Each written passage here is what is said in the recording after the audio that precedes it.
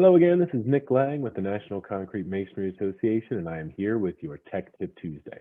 Today I'd like to cover a construction-related question, and that is whether is it acceptable to wet cut concrete masonry units in the field?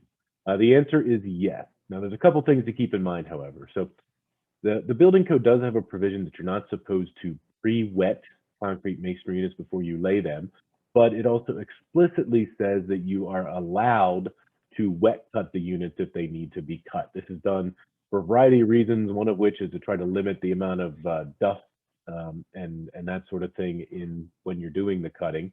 But the other thing to keep in mind is making sure that while the units are allowed to be wetted during cutting, they shouldn't be too wet to be laid. Now, we cover this a little bit in our NCMA FAQ, which is 27-17, called Can I Wet Cut Masonry Units and How Wet is Too Wet?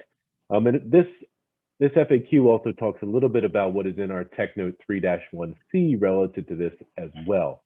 And so what the recommendation is that a unit is too wet to be laid if 50% or more of its surface area is wet. Now, it's important to note that damp doesn't mean wet, however. And so if a surface is just damp, or when you add a little bit more water to the surface and it continues to get darker, that's not technically wet.